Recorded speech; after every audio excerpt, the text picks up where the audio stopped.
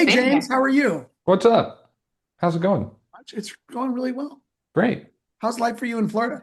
It's finally warming back up. It's 69 degrees Oh, in Safety woohoo. Harbor. For those of you keeping score at home, it was almost 80 yesterday. Wow. Kelly misses it. Yes. She does. She does. All right. What do we need to know, James?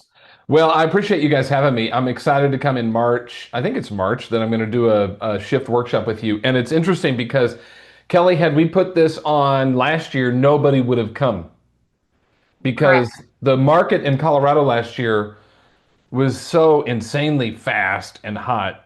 And then you just got off in Cooper. I wrote it down. Cooper said, when you suck at pricing, it takes you 76 more days to sell the house. I think that's an exact quote from Cooper. It's close enough. Yeah. 15 versus 91. That should be eye-opening right there. That is going to go into something I'm going to teach you in just a second. Solds are down, average sale price is down, median sale price is down, and listings are up. And I was on the board of realtors for Colorado does a great job of making all this data public for every county and congressional district in the state, so you can pull data really easily. And you've got some places that have triple-digit increases in inventory, others are down. So I get that your own local area may be a little bit different. But the fact is that the market is different than it was last year, which means you have to get ready. And I remember talking to Gary Keller one time and asking Gary about, for someone who's never experienced a shifting market, what would you want them to know?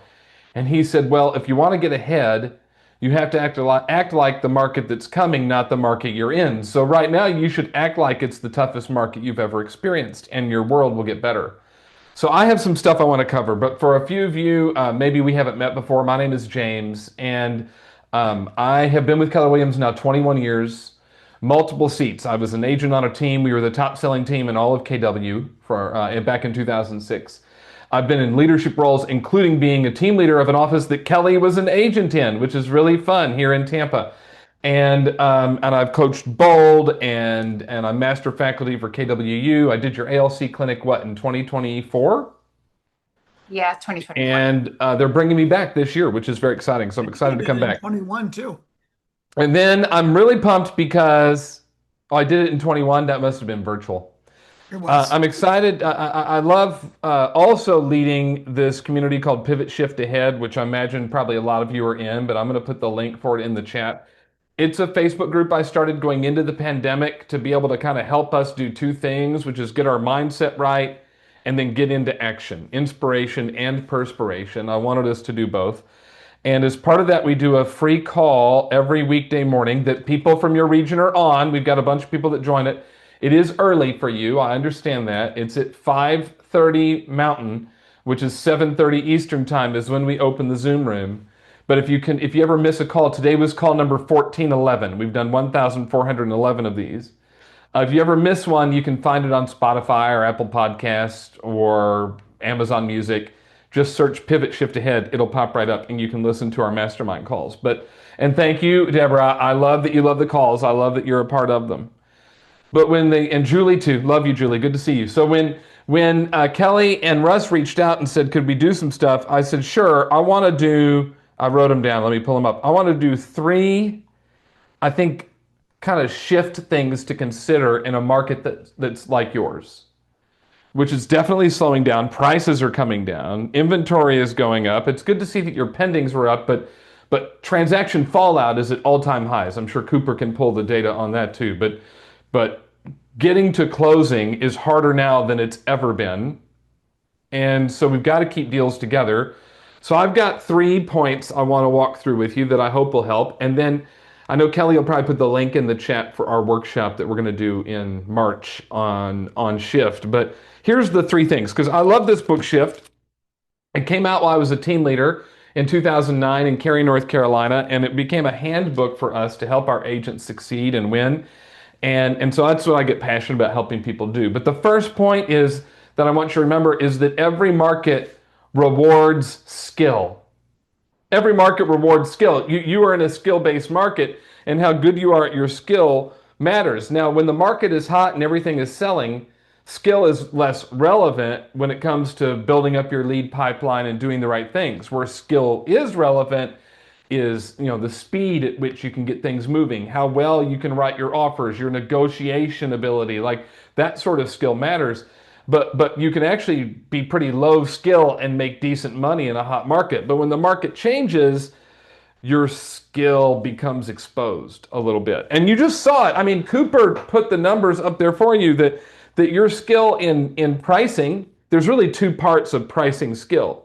Your skill in pricing, and then number two is your skill in helping sellers understand that the price you're teaching them and showing them is the right price and getting them to list at that price. Those are two different skills.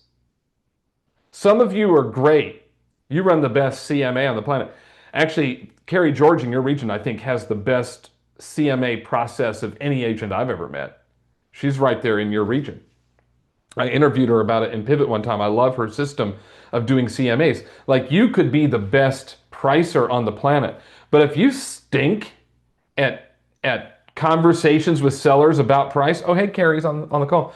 If you stink in like talking to sellers about price and get outscripted by sellers, then who cares if you're the best pricer in the market?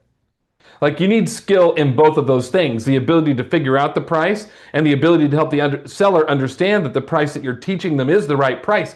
Because when you don't, it takes you 76 days longer on average. And then that one chart Cooper gave you of the list to sale price based on the number of days and how long it gets, man, that's a problem. We need to focus on our skill. Well, that's why you are how many are on here? 115. There's 115 agents in the region who get that because you're on this call right now, learning how to grow your skill. But you've got to have skill in pricing accurately the first time, setting expectations with sellers, handling objections without getting wound up, following up consistently, negotiating. That's a skill set. Now, all this week inside of Pivot Shift Ahead, we are focused on follow-up and conversion. I want you to have nice, deep pipelines full of leads. And the way we do that is we follow up and we convert the leads that we have. So make sure you're on our calls or listening to the recording.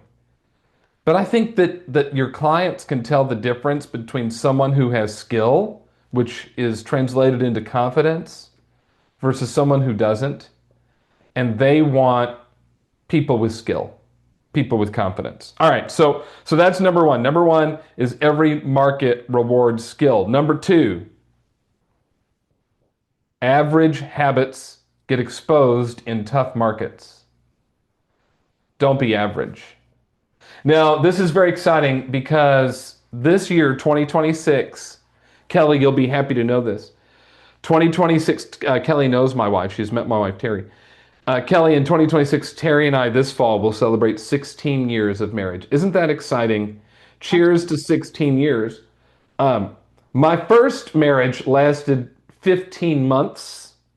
So the fact that Terry and I are going to be married 16 years is really quite awesome, especially married to me because I'm kind of annoying. I don't even like living with myself sometimes, to be honest. It can be really rough. 16 years. And when we did our vows, did anybody write their own vows for their wedding? Put it in the chat. Who wrote their own vows for their wedding? Did anybody do that? Carrie did. Of course, Carrie did. Savannah Campbell, what's up, friend? Good to see you. She wrote hers. So Anne wrote her own vows. Terry and I wrote our own vows, and I wrote our vows, and I looked at her. We were at Jackson Memorial Baptist Church in Chesapeake, Virginia, same church where her parents got married and her grandparents, because it's a Southern thing that they do, apparently. And I looked at her in her eyes and I said, Terry, my expectations for this marriage are average. We are going to do average things, live an average life, be an average family, have an average kid. Would she have been excited about that? Some of you actually are probably sitting there going, actually, you'd take average right now. You're thinking about your marriage and you're going, average would be great. If we could just get to average, that would be awesome. But I don't think anybody wants average, and average habits get totally exposed in a market like this. You can be pretty average in your habits when the market is hot and everything is selling, but when the market gets tougher, it gets average. Here are some examples of average habits that get exposed. Inconsistent lead gen. Inconsistent lead gen will expose you in a market like this because you end up with a pile of leads instead of pipeline of leads. And I want you to have a pipeline, not a pile. I want you to know where your next deal is coming from and what your opportunity is this month, next quarter, and so on. Average avoids tough pricing conversations. You just know that you should probably talk to him, but you're scared. You don't want to sound bad or look wrong. Average relies on just one source for business, and if it dries up, oh well, what am I going to do? Average has no real follow-up system. When you get average, business slows down. The cracks in your business widen. The issues go deeper. I don't want you to be average. Now, I don't know if you have this. Are they showing the Olympics on the TV where you live? Is that a thing that you can watch on TV? Actually, it's the Winter Olympics, so you have athletes from Colorado in it, which is really cool to watch. And I posted this inside a Pivot Shift Ahead today. I was at home. I went. There's no school today, so I did the pivot call and then went home to make sure everything was okay with Naomi. I've got a 13-year-old daughter. Terry had to work today, so I went home just to check on her real quick. And I flipped on the Gold Zone channel. Do you know about the Gold Zone channel? Put it in the chat. Do you know about the Gold Zone channel? It's the best thing in the history of Earth because what they do is every Olympic event that's going on, they just put it all on one screen and they bounce around from one thing to another. I have seen more curling. I'm ready to join the Curling Association of Tampa Bay. I didn't even know we could do curling in Florida, but it's a thing. And I'm ready to join. And they had a guy on. Named John Schuster who won an Olympic gold medal in curling for the United States in 2018. And they were asking him about the pressure of what it's like to compete in the Olympics. And you've seen some of that. You've seen some athletes who have succeeded in spite of the pressure, and you've seen some that were expected to do elite things where the pressure got to them. We've seen both of those things happen. And they were asking John about how do you deal with the pressure? And John said he was able to deal with pressure better when he started to care less about the result and focus more on his process. Folks, I about freaked out, fell out of my chair because this is something we teach about all the time. And I got a bootleg recording of it. I used my phone and recorded it and uploaded this 1 minute and 15 seconds into Pivot Shift Ahead, all about his whole conversation about eliminating yourself or removing yourself from this focus on results and getting focused on process. And what I often say is we get distracted by outcomes. Did I get an appointment today? Did I get a lead today? Did I get a listing today? That whole thought process is distracting you when instead I want you to go focus on your process. How many people do I need to talk to today? What's my system going to be? What are the plays that I need to run? What is it I have to do to start to consistently add stuff to the pipeline? Folks, average people focus on outcomes. Elite people focus on process. So where's your focus? Put it in the chat. Are you a results outcome focus or are you a process systems focused person? And most of you I already know are outcome results focused people because I can tell by the way you answer the questions that I ask inside of Pivot Shift Ahead. I want you to be elite, not average. I want you to focus on process. Look, it's process and results. Outcomes and results matter, but don't get distracted by them. Stay on your process. And so don't be average. Your habits should be process-focused habits. Consistent lead generation. Having those tough conversations. Relying on 3 to 4 sources of business that you can play with and utilize on a daily basis. Having a real follow-up system to help you. If you struggle with any of that, get on our calls. They're free. Listen to the recordings as well. Finally, number 3, and Kelly, I don't know when I'm out of time, but this is my last one. I don't want to go over or mess anything up. But number 3 is this. Winners return to the fundamentals before others do. Winners return to the fundamentals faster than anybody else. And here's the thing. I believe that success in a market like this is not actually determined by your talent, but determined by how quickly you adjust. It's about you making the decision that you've got to go in and do the right things. There are other Facebook groups that exist out there, believe it or not, and I go look at them and the questions sometimes, I just roll my eyes. What's the best CRM? Who gives a flip? Why do you care? The one you'll use is the best CRM. A spreadsheet, index cards, or fancy command. I don't care what you use. The question isn't what's the CRM. The question is what's the best way to communicate with the people in my CRM? Now, what website should I have to bring the most leads? I don't know. Don't really care. But I know you need multiple lead sources, and it's about you doing outreach, not counting on incoming.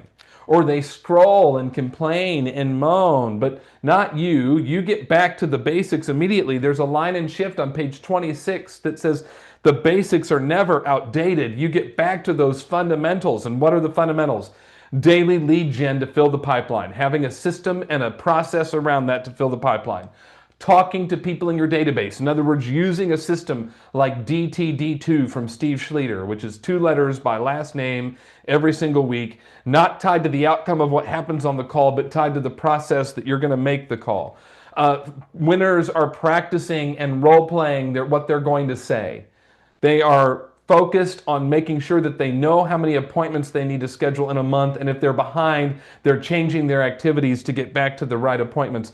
They are tracking their numbers so they know what works and what doesn't. I want you to succeed. I want you to succeed in a market like this, which is why I want you to know these 3 things. Number 1, every market rewards skill. Number 2, average habits get exposed in tough markets. And number 3, winners return to the fundamentals faster than anyone else. Now, if this is stuff you like, then you should get inside of Pivot Shift Ahead. But also, let's hang out on the Instagram at James D. Shaw. You can find me at James D. Shaw on the Instagram. And in fact, I did a post last week about this difference between process and outcome and that you're getting distracted by it. The way you succeed in a market like this is you just know what your process is and you get after it. So you can find me at James D. Shaw and connect with me there. It would be great. And then if you come to the Shift Workshop, we'll get a lot more specific. We'll look at some numbers in your market area.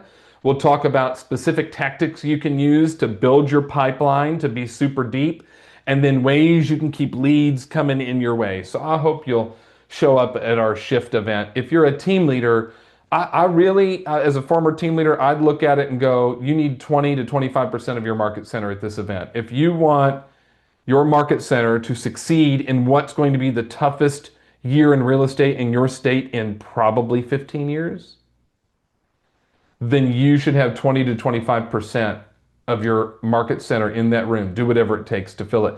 We just did it in Kansas City, almost 300 people there. And they said it was literally one of the best training events they've had in years. So I hope to see you there. All right, Kelly and Russ, that's what I got. I don't know if I'm out of time or not. If somebody has a question, I'm happy to answer it. And I hope this was helpful. I hope this is what you wanted.